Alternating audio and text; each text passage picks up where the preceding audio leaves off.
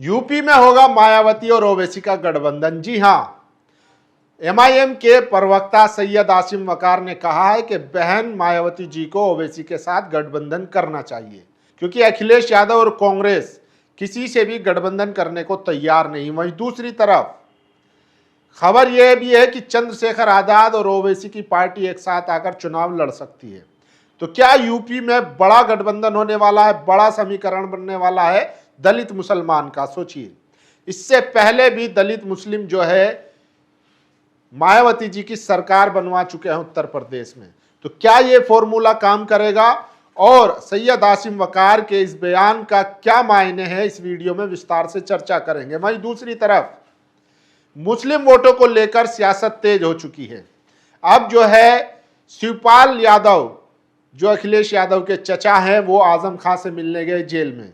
1 घंटे मुलाकात हुई और बाहर आते ही उन्होंने ऐलान कर दिया कि समाजवादी पार्टी की सरकार बनेगी और मुख्यमंत्री बनेंगे अखिलेश यादव और आजम खां बनेंगे गृह मंत्री। सोचिए, इस ऐलान के बाद मुसलमान गदगदा रहे हैं, लेकिन क्या यह संभव है और इसकी सच्चाई क्या है, ये सोचिए।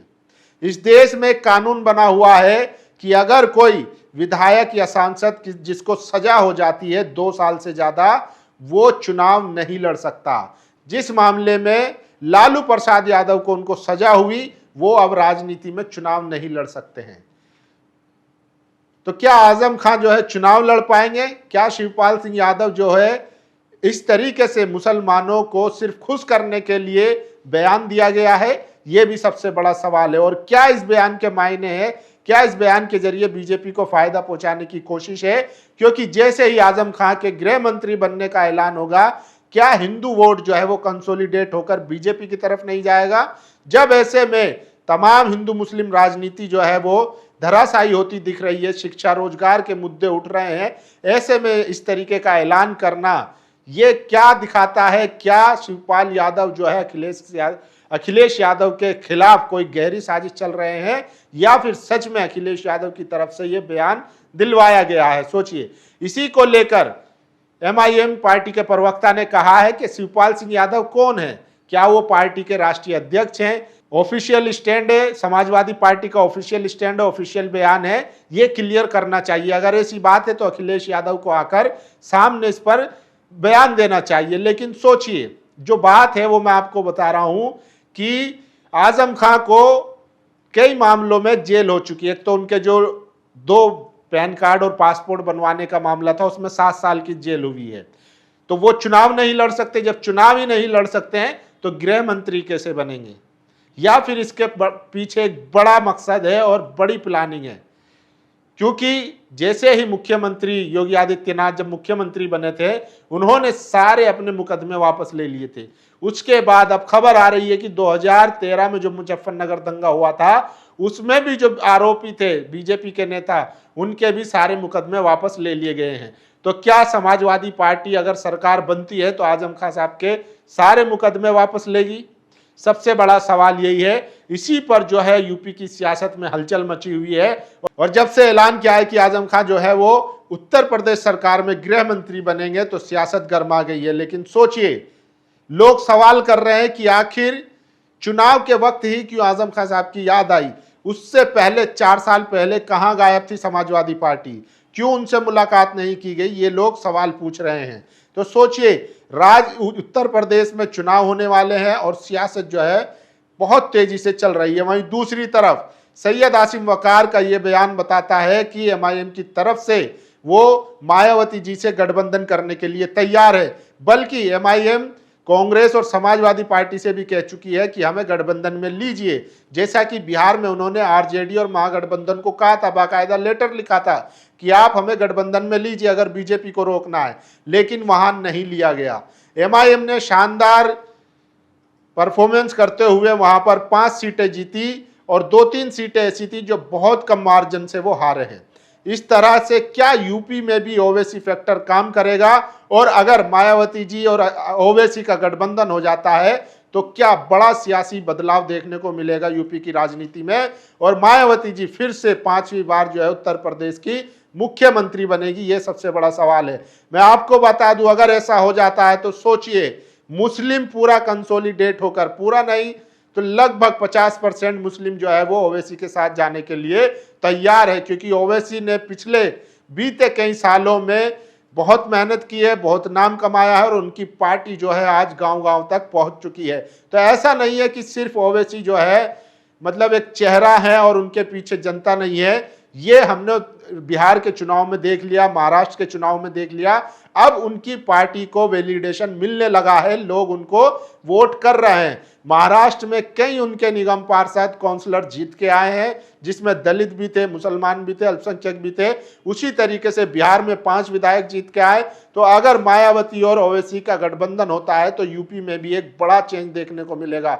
वहीं दूसरी तरफ, एक तरफ विपक्ष के नेता कहते हैं कि बीजेपी को रोकना है, आरएसएस को रोकना है, तो हमें एकजुट होना होगा। वहीं दूसरी तरफ ओवैसी अगर कहते हैं कि हमें गठबंधन में लो, तो उनको गठबंधन में नहीं लेते हैं, उनको बीजेपी का बी टीम बता दिया जाता है। जबकि अगर राष्ट्रपति का चुनाव होता है या राज्यसभा का चुनाव होता है तो ओवैसी के जो सांसद हैं या विधायक हैं वो इंडिया गठबंधन को ही समर्थन देते हैं। महाराष्ट्र में इमरान प्रतापगढ़ी को उन्होंने, जब उनके 2 विधायक थे, उन्होंने इमरान प्रतापगढ़ी को वोट दिया।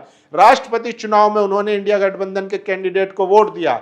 तो सोचिए, ओवैसी जो है, भले ही आप उनको बीजेपी की बी टीम के लिए, सी टीम के लिए, खैर अब तो चूंकि सोशल मीडिया का जमाना है, अब ये नैरेटिव चलने वाला नहीं है, जनता जानती है कौन किसकी बी टीम है। लेकिन मायावती जी और अगर ओवैसी मिलकर साथ में चुनाव लड़ते हैं और चंद्रशेखर भी इस गठबंधन में शामिल हो जाते हैं, तो यूपी की राजनीति में एक बड़ा बदलाव देखने को मिलेगा और एक सियासी भूचाल आएगा और फिर से बहुजनों की सरकार बन सकती है। आप लोगों की क्या राय है, इस पर अपनी राय जरूर दीजिए। और साथ ही सोचिए, उत्तर प्रदेश में हार के डर से हमने बताया कि बीजेपी की हालत बहुत खस्ता है। एक रिपोर्ट से खुलासा हुआ है कि सरकार का जो ज्यादा पैसा था वो मुख्यमंत्री साहब के प्रधानमंत्री बनने के एडवर्टीजमेंट पर खर्च हो चुका है, जिसको लेकर अब उन्होंने एक नया पैंतरा जो है खेल दिया है। उन्होंने 50,000 रुपए महिलाओं को देने का ऐलान कर दिया है, योजना बनाई जा रही है और उसमें से 20,000 जो है चुनाव से पहले ही महिलाओं को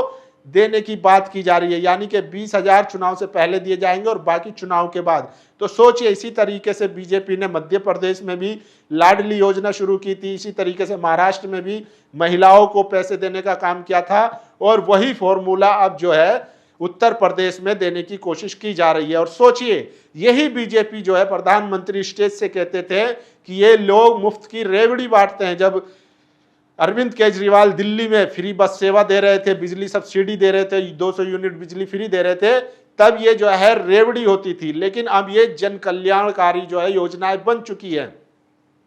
तो बीजेपी को लग रहा है कि उसकी जो है उत्तर प्रदेश में जमीन उसके हाथों से निकलती जा रही है। एक तरफ छात्रों के मुद्दे हैं, पेपर लीक के मुद्दे हैं, वहीं दूसरी तरफ बेरोजगारी है। ऐसे में बीजेपी के लिए बहुत मुश्किल है। अगर इस स्थिति में मायावती जी और ओवैसी का गठबंधन हो जाता है और चंद्रशेखर आजाद भी इस गठबंधन में शामिल हो जाते हैं, तो फिर एक बड़ा बदलाव देखने को मिलेगा। और मायावती जी, फिर सोचिए, मुसलमान सीधा जो है वो मायावती जी के साथ जाएगा और पूरा दलित वोट जो है वो भी मायावती जी के साथ जाएगा। और जैसा कि मायावती जी जो है ब्राह्मण समाज के लिए भी काम करने का काम कर रही है, वो भी मायावती जी के साथ जाने को तैयार बैठा है। तो यूपी में एक बड़ा बदलाव देखा जा सकता है अगर ओवैसी और मायावती जी का गठबंधन हो सकता है। वहीं दूसरी एक और बड़ी खबर आपको बता दूं कि आज असदुद्दीन ओवैसी हापुड़ को सेशन कोर्ट में पहुंचे, जहां पर पिछले 2022 के चुनाव में हापुड़ टोल के पास उन पर जब फायरिंग हुई थी, उस मामले में आज उनकी सुनवाई है। उसमें 2 आरोपी है और उनके खिलाफ आज ओवैसी जो है वो हापुड़ पहुंचे हैं कोर्ट में अपनी गवाही देने। तो सोचिए, 2022 के बाद पहली बार 2026 में उनकी गवाही हो रही है। तो जो आरोपी थे अभी तक उनके खिलाफ कोई सजा नहीं हुई है, उसी मामले में आज ओवैसी जो है हापुड़ कोर्ट पहुंचे हैं। ये तस्वीरें देख सकते हैं। तो इस बात से अंदाजा लगा सकते हैं ओवैसी का पूरा फोकस जो है वो उत्तर प्रदेश चुनाव पर है। और सोचिए, MIM ने साफ कहा है कि अगर आपने हमें गठबंधन में नहीं लिया तो फिर हमसे मत कहिएगा कि आपने हमें हरा दिया। सोचिए, एक ठीस उनके यहां भी है, क्योंकि औरंगाबाद में जब इम्तियाज जलील चुनाव लड़ रहे थे तब समाजवादी पार्टी और तमाम जो सेक्युलर पार्टी अपने आप को कहती है, उन्होंने औरंगाबाद में इम्तियाज जलील को हरवाने के लिए बाकायदा अपने अपने कैंडिडेट उतारे और वो मात्र 1000 के अंतर से हार गए थे। तो वो भी हो सकता है कि बदला लेने की पूरी कोशिश की जाए। लेकिन सोचिए, अगर मायावती जी और ओवैसी का गठबंधन होता है या चंद्रशेखर आजाद ओवैसी को इंडिया गठबंधन में नहीं लिया जाता है, तो फिर आप ये जो सोच रहे हैं कि हम उत्तर प्रदेश में बीजेपी को रोक लेंगे, बहुत मुश्किल होने वाला है। क्योंकि योगी सरकार ने महिलाओं को 50,000 रुपए देने की योजना पर काम शुरू कर दिया है, जिसकी पहली किस्त चुनाव से पहले 20,000 रुपए के रूप में महिलाओं को मिल जाएगी। आप लोगों की क्या राय है? क्या मायावती जी, चंद्रशेखर आजाद और ओवैसी मिलकर गठबंधन कर कर यूपी चुनाव लड़ना चाहिए, या इन पार्टियों को भी इंडिया गठबंधन में शामिल होकर अखिलेश यादव, कांग्रेस, इनके साथ चुनाव लड़ना चाहिए अगर बीजेपी को रोकना है? बाकी आप लोगों की क्या राय, अपनी राय जरूर दीजिए। शुक्रिया। नेशनल दस्तक की आपसे गुजारिश है कि अगर इसको बचाना चाहते हैं तो नेशनल दस्तक को सब्सक्राइब करने के लिए रेड कलर के सब्सक्राइब बटन को दबाएं, फिर बेल आइकन की घंटी दबाएं। नेशनल दस्तक को बचाने के लिए बहुत जरूरी है कि हर खबर को शेयर करें, लाइक करें, कमेंट जरूर करें।